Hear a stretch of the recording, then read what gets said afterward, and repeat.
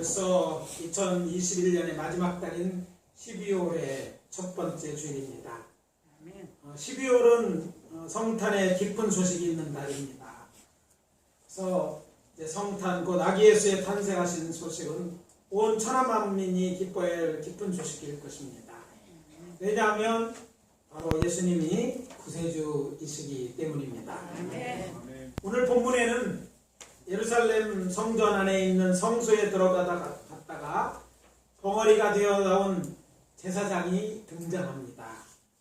그의 이름은 사가랴이고 그는 아론의 제사장 중에 아비의 반열의 제사장이었습니다. 그리고 그의 아내 또한 제사장 가문인 아론의 자손으로 그녀의 이름은 엘리사벳입니다. 사가랴는 그곳에서 주의 사자 곧 천사로부터 온 세상이 함께 기뻐할 좋은 소식을 들었습니다. 이것은 하나님의 백성 이스라엘이 아주 오랫동안 기다렸던 소식이었습니다. 따라서 저는 예수님의 탄생을 기뻐하며 또 재림을 기다리는 대림절의 두 번째 주일은 오늘 아침 통독한 본문을 중심으로 좋으신 하나님께서 천사장 가브리엘을 보내 온 세상에 전하는 기쁘고 복된 소식을 가브리엘에게 듣는다라는 제목으로 전하고 은혜를 나누도록 하겠습니다. 첫째 우리 들어야 될 메시지는 이것입니다. 주의 길을 예비할 엘리야 곧 요한이 태어날 것이다. 따라해 봅시다.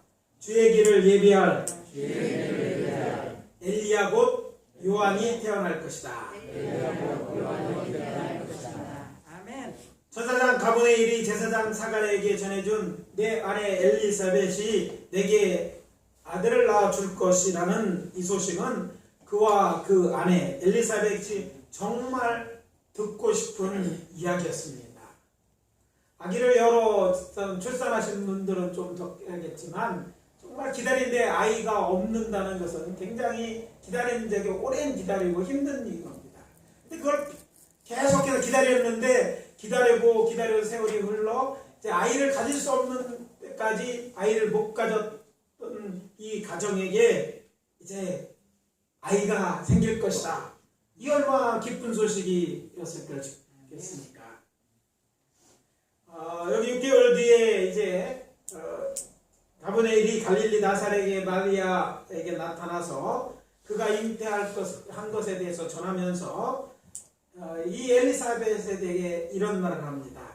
보라 내 친족 엘리사벳도 늙어서 아들을 배웠는데 본래 임신하지 못한다고 알려지니까 이미 6달이 되었다. 이렇게 말합니다. 누가복음 1장 36절의 말씀입니다.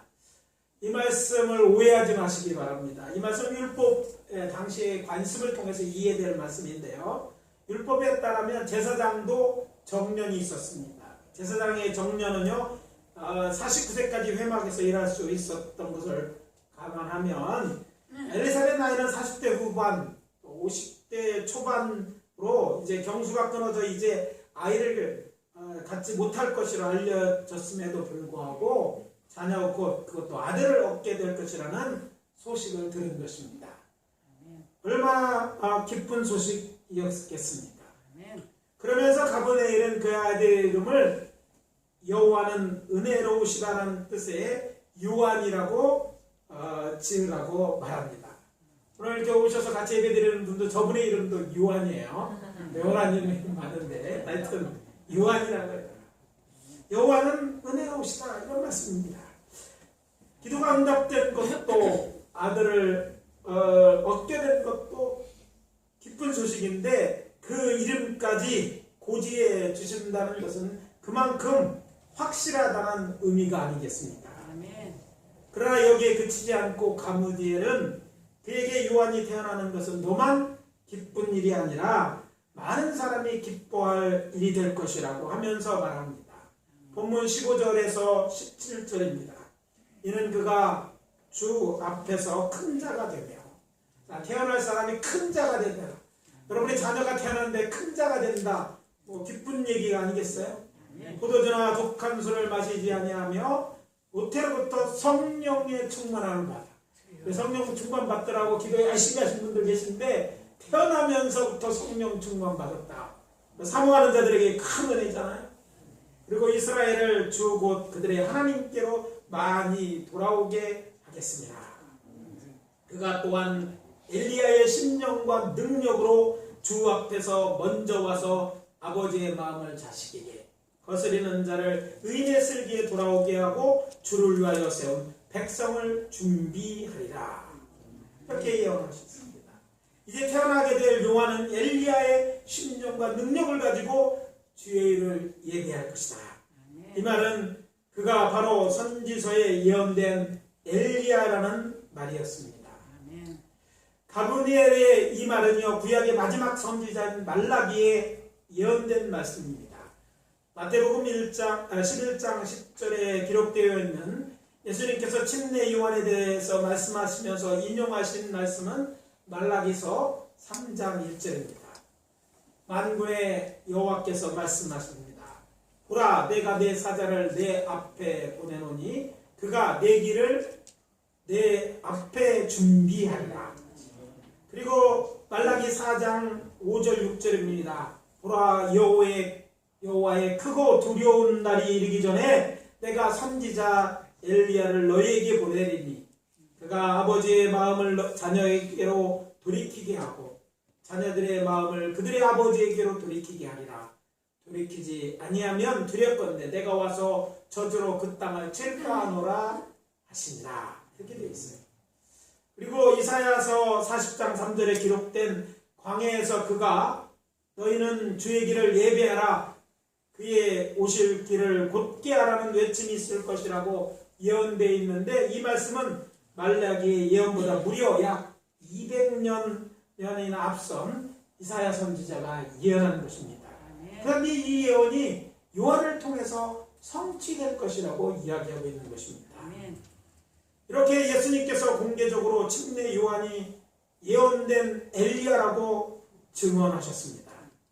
예수님께서 그에 대해 제자들에게 하신 말씀입니다. 세례요한보다 큰 이가 일어남이 없더라. 그러나 천국에서는 극히 작은 자라도 그보다 크니라 하신 후에 오리라고 한 엘리야가 곧 이 사람이니라. 마태복음 11장 14절입니다.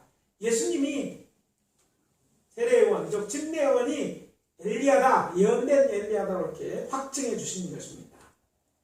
천사장 가브리엘이 제사장 사가랴에 전한 것처럼 그가 얻게 될 아들 요한은 여호와 하나님께서 주의 길 예배하라고 보내신 엘리야였던 것입니다.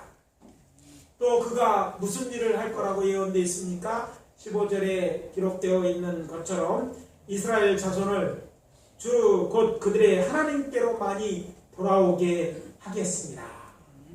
이런 말씀이 예언되어 있어요. 그렇다면 이것이 당시 이스라엘 사람들에게 주는 메시지는 무엇일까요? 너희들이 사모하던 구원자인 메시아가 곧 오실 것이니 회개하고 그를 맞을 준비를 하라는 것이었습니다. 누가복음 3장 1절 이하에 보면 이사야서에 예언된 것처럼 침례 요한이 회개의 세례를 전파하니까 각처로부터 많은 사람이 나와서 회개하고 세례를 받습니다. 요한은 고운 말로 저들에게 회개를 촉구하지 않았습니다. 누가복음 3장 7절 8절입니다. 요한이 세례를 받으러 나오는 무리에게 이르되 독사의 자식들아. 독사의 자식들아. 아마 제가 여기서 독사의 자식들아 이렇게 하면 다음 주사 또 대부분 안 나오실 거예요. 그렇게 막 험한 말로 한 거예요. 독사의 자식들아. 누가 너에게 일러 장차올 진노를 피하라 하더냐.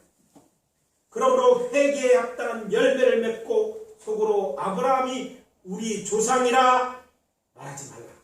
내가 너에게 이르노니 하나님이 능히 이 돌들로도 아브라함의 자손이 되게 하십니다. 이렇게 엄하게 선포하셨어요. 그렇다면 가브리엘이 사가랴에게 전한 이 소식, 그리고 침례 요한이 하나님을 믿는다고 생각하는 유대인들에게 선포한 회개에 합당한 열매를 맺으라는 이 말씀이 오늘 우리들에게 주시는 메시지는 무엇입니까요? 예, 우리 구주 예수님이 오심을 기쁨에 앞서 우리도 저 이스라엘 백성들이 광야로 나가 말로가 아니라 죄에서 돌이켜 사는 삶이 포함된 진정한 마음으로 진정으로 회개함으로 예수님을 만날 준비를 해야 한다는 말씀입니다. 성탄절 주님 오신 걸 기뻐하는데 그냥 뭐 노래가 기쁜 노래니까 뭐 다 그러냐 이렇게 맞이하는 것은 이 본문을 통해서 주시는 주의 말씀과 다른 얘기를 하는 거예요.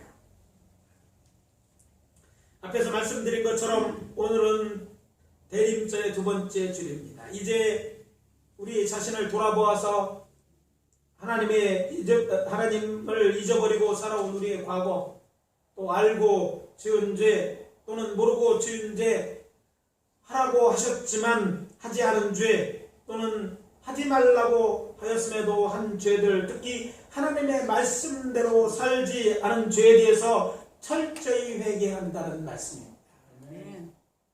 성탄절 주님 오신 걸 기뻐하기 전에 주의 오심을 우리가 주의 오심을 환영하기 전에 먼저 우리로 이런 마음을 갖고 회개해야 된다는 것입니다. 주께서 언제 다시 오는지 우리는 알 수 없기 때문에 아무쪼록 이렇게 준비함으로 우리 주 예수님을 만나는 저와 여러분들이 되어야 될 줄 믿습니다. 성탄절이 가까우면 선물을 뭘 받을까 생각해요. 누가 나에게 선물해 줄까? 성탄절인데 그냥 기쁘고 놀고 문화적으로 노는 것은 여러분 생각해 볼 필요가 있는 거예요.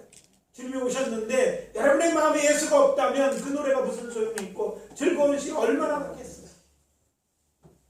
저는 우리 사랑하는 예수공교회 성도들, 이 자리에 있는 모든 분들이 이번 성탄절은 이런 마음으로 우리가 잘못된 길에 대해서 회개함으로 주님을 맞이해야 될 줄 믿습니다. 그리고 또 우리 들어야 될 두 번째 말씀은 하나님께서 구원자 예수를 보내셨다는 것입니다. 따라해 보십니다. 하나님께서 구원자 예수를 보내셨다. 천사장 가브리엘이 전한 두 번째 소식은 구원자가 나타날 것이라는 것입니다. 이 소식은 6달 후에 하나님의 보내심을 받아 갈릴리 나사렛이라는 동네에 살고 있는 다윗의 자손 요셉이라는 사람과 약혼한 처녀 마리아에게 전한 것입니다. 내가 아들을 낳게 될 것인데 그의 이름을 예수하라. 그는 영원한 하나님의 나라를 다스릴 왕 그리스도이시다. 그리고 그는 하나님의 아들이라 일컬어질 것이다. 본문 31절과 에서 33절 그리고 35절입니다. 보라 내가 잉태하여 아들을 낳으리니 그 이름을 예수라. 그가 큰 자가 되고 지극히 높으신 이의 아들이라 일컬어질 것이요 주 하나님께서 그 조상 다윗의 왕위를 그에게 주시리니 영원히 야곱의 집을 왕으로 다스릴 것이며 그 나라가 무궁하리라. 성령이 내게 임하시고 지극히 높으신 이의 능력이 너를 덮으시리니 이러므로 나실 바 거룩한 이는 하나님의 아들이라 일컬어지리라. 앞에서 말씀드린 사가랴에게 가브리엘이 전한 소식은 그의 아내 엘리사벳에게는 참으로 기쁜 소식이었고 또 사람들이 들어도 즐겁고 축하할 만한 소식이었습니다.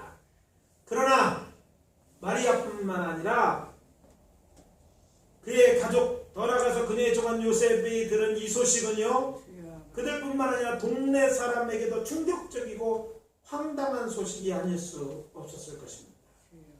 처녀가 시집도 안 갔는데 아기를 갖는다는 게 그런 일이었어요. 당시 문화적으로 보면 이거는 뭐 개인뿐만 아니라 가족 그리고 마을 전체가 부끄럽게 생각할 만한 그런 일이었어요. 그렇기 때문에 인간적으로 보면 그녀에게 이 소식은 정말 청천벽력 같은 이야기였습니다. 그것도 남자를 알지 못하는데 아이를 갖다니 이것은 말도 안 되는 일이었어요. 또 그녀는 이미 요셉과 정원한 사이가 아닙니까? 그러니 뭐 내가 모르는 아이를 가졌다면 그 뭐 아내를 함께 결혼하겠어요? 혼사가 깨질 일이지.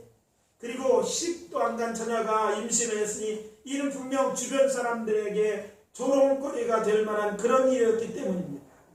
그렇지만 생각해보면 이 소식은요, 세상 사람들에게는 정말 기쁘고 복된 소식이었습니다. 아멘. 이것은 예수 그리스도는 구세주이기 때문입니다. 아멘. 하나님께서 세상을 사랑하사 당신의 아들 예수를 믿는 자마다 멸망치 않고 영생을 얻게 하라고 보낸 구세주 말입니다. 아멘. 말레기의 예언처럼 세상을 심판하고 멸망하시기 전에 저들을 살리려고 당신의 아들을 이 땅에 보내신 것입니다. 이렇게 가브리엘이 전한 이 소식은 구세주 예수님이 어떤 분인지 알려주십니다. 예수 그리스도는 곧 영원한 하나님의 나라의 왕이십니다. 아멘. 믿으십니까? 아멘. 예수님은 하나님의 아들입니다. 아멘. 이것이 믿어지십니까? 아멘. 예수님은 구원자로 인정되고 아멘. 나의 주 나의 이름으로 믿는 모든 자는 주와 함께 영원히 살 것입니다. 아멘. 그래서 묻겠습니다. 여러분은 정말 예수님을 여러분의 구주로 받아들이셨습니까? 아멘. 진심입니까? 아멘. 이 믿음 때문에 손해볼 수 있고 핍박을 당할 수도 있고 심지어 죽을 수도 있습니다. 그래도 변함없이 예수를 믿습니까? 아멘. 정말이십니까? 아멘. 그렇다면 여러분 예수님과 함께 영원히 살 것입니다. 아멘. 이번 성탄절이 이 메시지 여러분의 메시지가 되고 정말 여러분은 이 예수 그리스도의 오심을 축하할 자격이 있고 아멘. 축하해야 마땅한 줄 믿습니다. 아멘. 이제 세 번째 메시지는 여호와의 날이 곧 올 것이다. 이것입니다. 따라해 봅시다. 여호와의 날이 곧 올 것이다. 올 것이다. 아멘. 오늘 가브리엘이 전한 마지막 소식은 세상 모든 사람들이 들어야 되는 중요한 메시지를 담고 있습니다. 그렇지만 안타깝게도 교회에서조차 듣기 힘든 메시지입니다.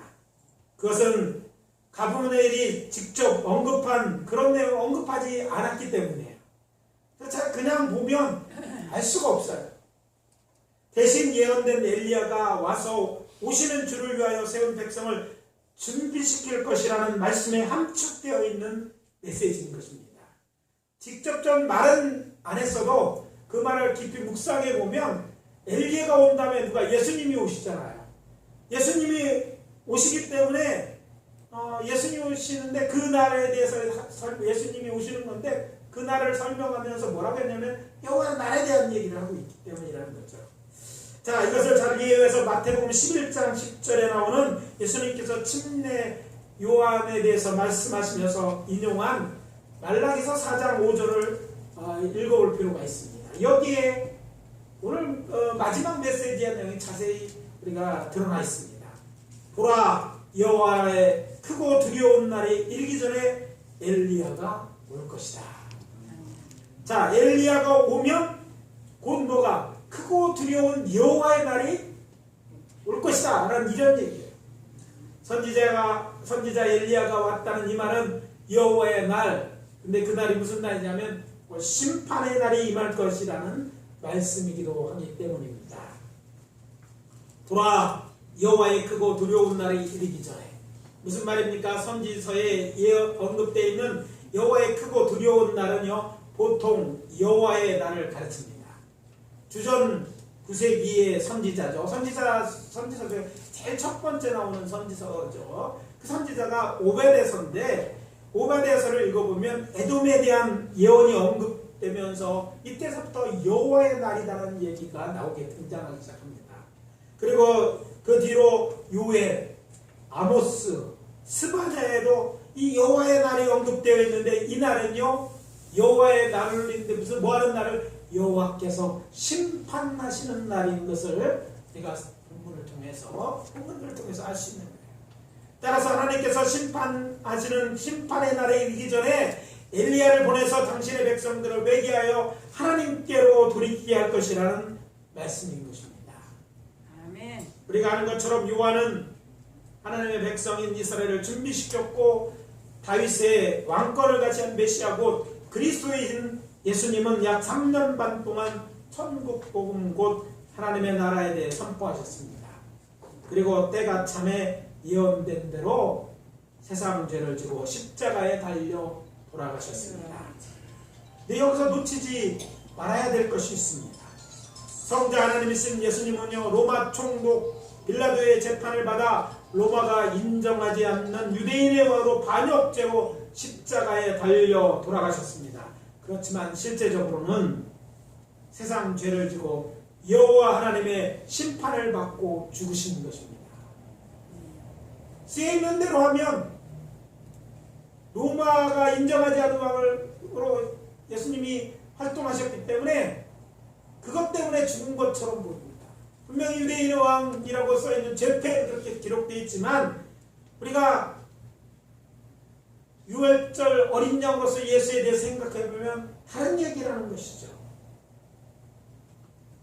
무슨 말입니까? 예수님께서 유월절 양 잡는 시간에 십자가에 달려 돌아가신 것은 그날이 예언된 여호와의 날 곧 여호와의 크고 두려운 날 곧 심판의 날이었던 것입니다. 많은 사람들은 이날이 여호와의 심판의 날이었다는 점을 간구하고 있다고 지금 말씀드리고 있는 거예요. 당신의 사랑은 아들이었지만 자비가 없었습니다. 여호와 하나님께서는 세상 죄를 당신의 사랑하는 아들 예수 그리스도에게 지우시고 저를 십자가에 달아 죽인 것입니다. 이날 여호와 하나님께서는 세상 죄를 지신 예수님을 정죄하시고 죄의 싹을 치르게 하신 것입니다. 우리가 주께서 세상에 오심을 끝으로 기뻐하는 것은 예수님이 우리 구주 곧 우리의 구원자가 되시기 때문입니다. 그리고 그것은 단지 성자 하나님이 인간의 몸을 입고 오셨기 때문이 아니고 주께서 우리의 죄를 대신 지고 십자가에 죽으심으로 우리의 죄가 사함을 받았기 때문입니다. 아멘. 언제 우리가 죄 사함 받았습니까? 예수님이 우리의 죄를 십자가에 지심으로 우리가 죄 사함 받은 것이 아닙니까? 근데 예수님이 십자가에 단 그 순간은 하나님께서 세상의 모든 죄를 진 예수에 대해서 심판하시는 여호와의 심판의 날이었다는 것을 놓치지 말아야 된다는 것입니다. 우리 예수를 믿는 자에게 성탄이 정말 기쁜 소식이 되는 것은 이제는 우리에게는 죄에 대한 하나님의 심판이 없을 것이기 때문입니다. 왜냐하면 예수에게서 이미 예수를 심판하시는 가운데 오늘 우리의 죄가 심판받고 죄값으로 예수가 우리 대신 죽으셨기 때문이라는 것이죠. 우리는 이미 우리의 죄에 대하여 예수 안에서 여호와 하나님의 심판을 받고 죽었습니다. 이제 우리를 기다리고 있는 심판은 죄에 대한 심판이 아니라 상급의 심판뿐임을 믿으시기 바랍니다. 아멘. 히브리서 기자는 말하지 않습니까? 히브리서 11장 6절입니다.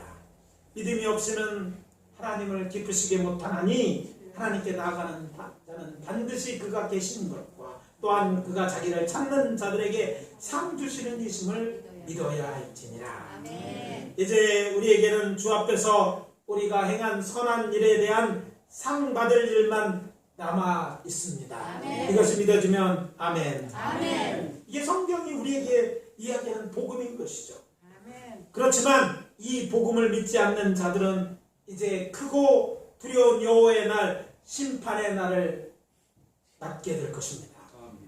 요한계시록 20장 12절에 언급된 백고자 심판날입니다. 이제 우리 주 예수님이 세상에 다시 오시면 이제는 철장 권세를 가지고 저들의 죄를 심판하시되 저들의 행위대로 심판을 할 것이고 결국 저들의 죄를 물어 저들을 영원히 꺼지지 않는 불에 던져넣어 고통당하게 하실 것입니다. 때문에 그날은 여호와 하나님의 진노의 날이 될 것입니다. 재판장이 되실 재림의 주이신 예수 그리스도께서 오직 공의로 저들을 심판하실 것입니다. 어떤 사람들은 하나님은 사랑이기 때문에 우리가 죄를 지을 때 용서하실 것이라고 생각하십니다. 그건 당신 얘기고요. 성경은 그렇게 돼 있지 않아요.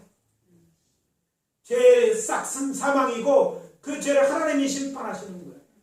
근데 그 하나님이 심판하실 때 죄 없다고 인정받는 길은요, 우리의 죄는 없어지는 게 아니잖아요. 우리 대신 누가 대신 그 십자가에서 죽는 것 같이 대신 죄값으로 죽어야 되는데, 세상 어느 사람도 예수 빼고는 단 한 사람도 죄 없는 사람이 없기 때문에 오직 예수 그리스도께서만 우리의 죄를 지시는 죄 없는 분이셨고, 또 그분이 친히 우리의 죄를 위해서 대신 십자가에 죽으심으로 우리의 죄에 대해 받아야 될 심판과 그리고 죽음을 당하셨기 때문에 우리는 그 은혜로 사는 것이죠. 아멘. 아멘. 믿지 않는 자들은 구원자 되시는 예수님을 믿지 않고 거절했기 때문에 결코 궁일함을 얻지 못할 것입니다. 성경은 그렇게 기록하고 있어요. 이 다른 말은요, 거짓입니다. 다른 복음은 없습니다. 그렇다면 여호와의 날이 곧 올 것이라는 이 메시지가 무엇입니까? 주의 재림이 가까우니까 끝까지 믿음을 잃지 말라는 이야기입니다. 이건 믿는 자를 향한 메시지인 것이죠. 왜 우리가 구원받은 것은 믿음 때문인데 그 믿음을 잃어버리면 다 잃어버리는 것이기 때문인 것이죠. 다른 말로 하면 이제는 하나님 말씀대로 살아야 한다는 거예요. 말로만 주여 주여 하지 말고 회개에 합당한 열매를 맺어야 한다. 이런 메시지인 것입니다. 마태복음 25장에 나오는 예수님의 달란트 비유에 등장한 한 달란트 받은 자처럼 게으르고 악한 종, 무익한 종으로 살다가 죽어보니 낙원에 갈 줄 알았는데 어디에 있어요? 음부에 가 있다가 심판대 앞에서 만왕의 왕이요 주이신 주님의 책망을 받고 영원히 꺼지지 않는 불못에 던져지는 일이 없어야 될 줄 압니다. 아멘. 여러분, 예수를 믿기로 작정하시고 이 어려운 길을 시작하셨잖아요. 여기다가 믿음을 잃어버리면 다 잃어버리는 거예요. 여러분, 무엇 때문에 믿음을 잃어버릴 수 있는 이런 일로 가려고 하십니까? 세상에 좀 편안함? 내가 생각되는데 뭐 너무 힘들어서? 여러분, 그런 것과 영생과는 바꿀 수 없는 것인 줄 압니다.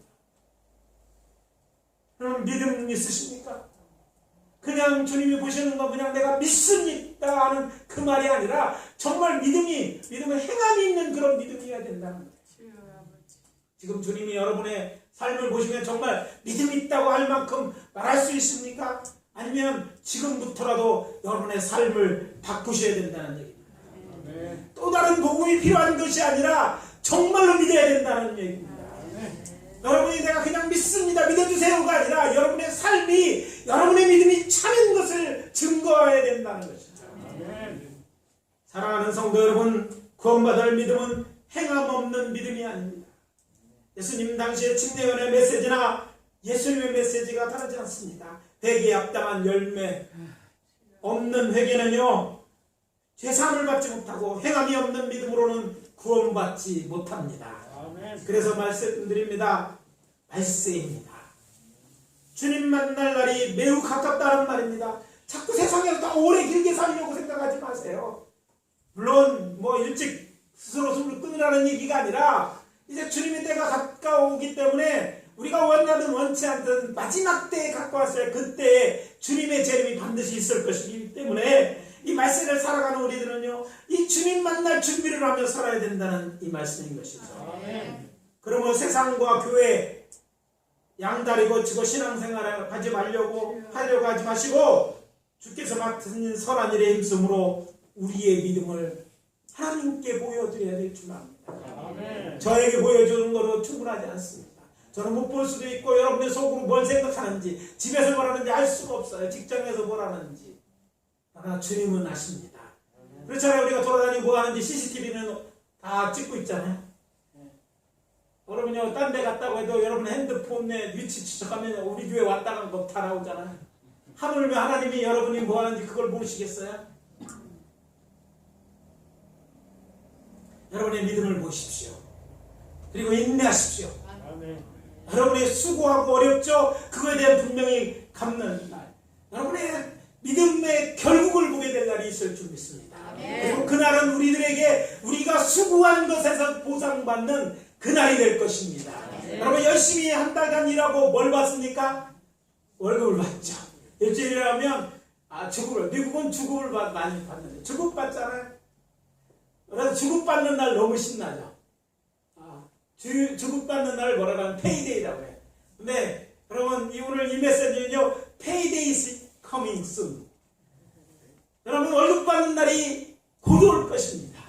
여러분이 정말 선을 위해 수고한 이런 것, 이 어려운 절에 주의 전에 와서 예배하는 것, 여러분 헌신하고 한 것들에 대한 여러분이 신앙에 심은 것들에 대한 확실한 보장, 여러분이 정말 믿음을 지었다면 영생을 얻게 될 것이고 하나님의 나라 일했다면 거기에 대한 상급받는 날 페이데이가 곧 올 것입니다. 아멘.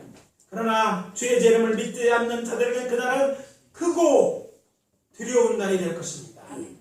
예수를 믿지 않는 자에게 행위의 심판이 따를 것이기 때문입니다. 여러분 구원받았습니까? 정말 잘하셨습니다. 여러분의 인생에서 가장 잘한 일은 예수 믿는 일이에요. 왜? 예수 믿어야 우리의 죄에 대해서 사함을 받을 수 있으니까.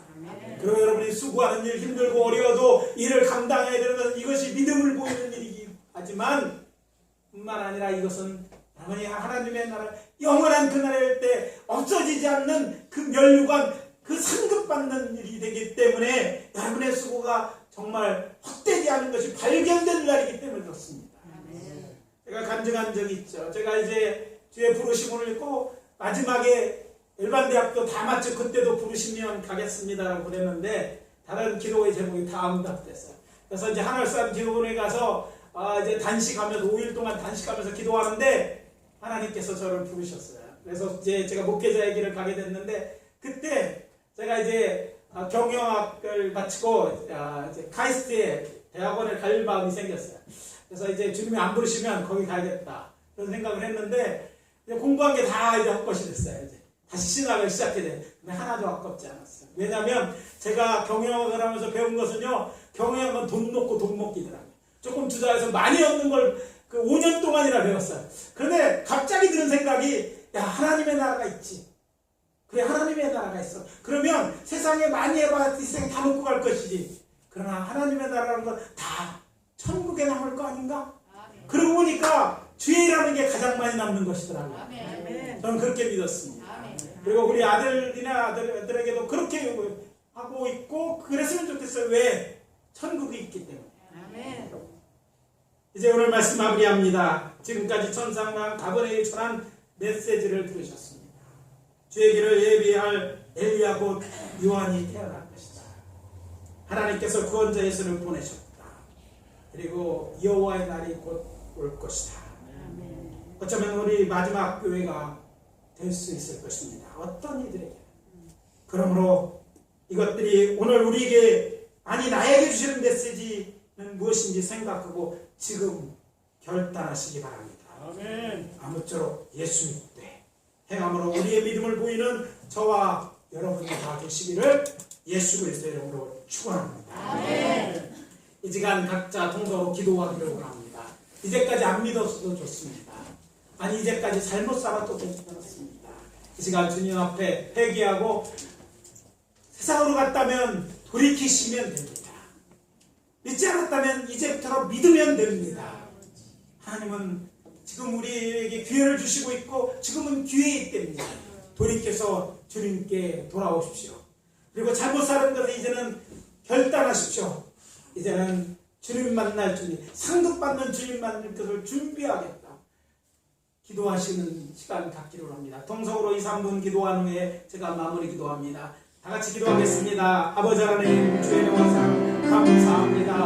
오늘 가은이에게 듣는 메시지 우리에게 주시니 감사합니다. 오늘 아버지 하나님 그냥 문화적으로 성탄절이니까 기도하는 우리들에게 이 말씀을 통해서 우리가 돌려주시니 감사합니다. 정말 예수를 믿는 것이 돌아오게 하시고 정말 예수가 나의 구세주님이 돌아오게 하시고 이 시간 회개할 기회를 주시고 이 시간 이제 세상으로 향하는 말을 잡고 하나님을 향해 이르겠다는 결단하는 시간이 되게 도와주시옵소서. 만약 힘들어도 아버지를 감당하는 일도 아무리 힘들어도 아버지의 믿음을 포기하지 않는 일들이 되게 도와주시옵소서. 아버지 감사합니다. 우리의 죄를 아버지 어찌할 수 없는데 주께서 우리 대신 죽으시고 우리 대신 아버지를 심판하시고 천대와 죽으시고 우리의 죄를 구원하신 줄 믿습니다. 그 은혜와 그 사랑으로 우리가 생명을 얻고 영생을 소망하게 되시니 감사합니다.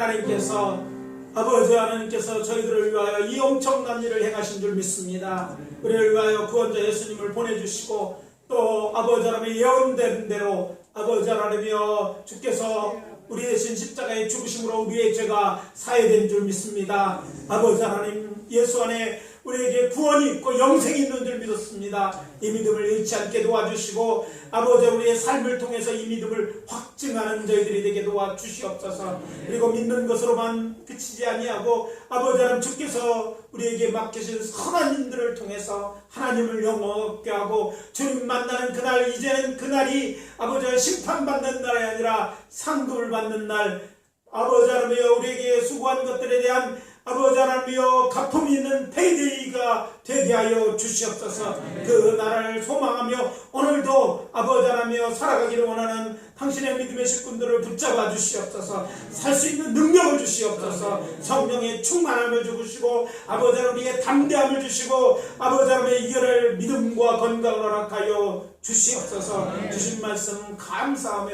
이 말씀을 통해서 주님을 주님 오심을 정말로 감사하고 기다리며 또 축하할 수 있게 하신 은혜를 감사드리오며 예수 그리스도 이름으로 기도합니다.